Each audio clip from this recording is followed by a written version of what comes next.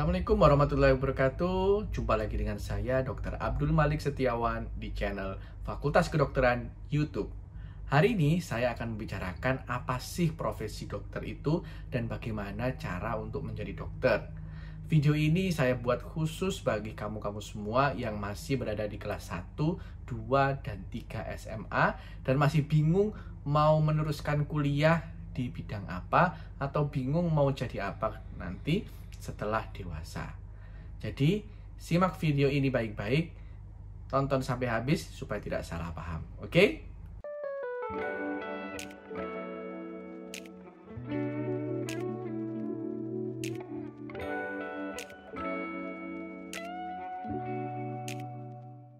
Oke, jadi saya akan menjelaskan apa itu profesi dokter. Mungkin kalian sudah tahu ya, jadi dokter itu adalah sebuah profesi yang bertugas untuk memberikan perawatan dan pengobatan kepada seseorang yang mengalami suatu penyakit ya.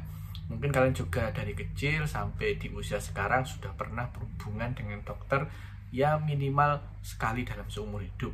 Tapi lebih sering sih mungkin berkali-kali ya, terutama saat masih kecil. Dokter ini adalah sebuah profesi yang mulia yang sangat dibutuhkan oleh masyarakat. Namun untuk menjadi dokter, kalian butuh waktu dan mungkin biaya bagi sebagian orang yang tidak sedikit.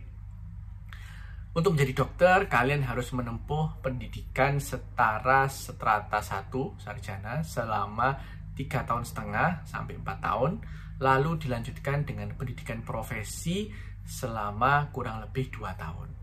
Setelah menempuh 3,5 dan 2 tahun itu, kalian juga harus mengikuti ujian nasional. Namanya adalah UKM-PPD atau Ujian Kompetensi Mahasiswa Program Profesi Dokter. Yang ini kalau misalnya kalian tidak lulus, maka tentu kalian tidak bisa menjadi dokter. Lalu bagaimana kalau misalnya kalian masih SMA sekarang dan ingin menjadi dokter? Apa yang harus kalian lakukan? Yang pertama, kalian harus belajar yang rajin ya, dan harus berada di jalur yang tepat ya, yaitu di sekolah di jurusan IPA ya. Sebagian besar fakultas kedokteran tidak menerima mahasiswa atau tidak menerima siswa SMA dari jalur SMA IPS atau kelas bahasa atau SMK ya. Jadi sebagian besar fakultas kedokteran itu hanya menerima mahasiswa dari lulusan SMA kelas IPA. Itu yang harus kalian tahu terlebih dahulu. Mungkin ada 1-2 fakultas kedokteran yang membebaskan ya, terutama swasta. Tapi kalau di fakultas kedokteran negeri, saya kira hampir semuanya akan hanya menerima lulusan dari SMA jurusan IPA. Oke. Setelah itu ada beberapa jalur yang harus kalian tempuh. Yang pertama adalah SNMPTN, yang kedua adalah SBMPTN, yang dulu istilahnya sekarang menjadi UTBK, yaitu ujian tulis ya. Terus selain SNMPTN dan UTBK, kalian juga bisa mendaftar ke Fakultas Kedokteran melalui jalur-jalur yang diadakan secara mandiri oleh Fakultas Kedokteran tersebut. Kalau di jalur mandiri ini setiap universitas akan berbeda ya.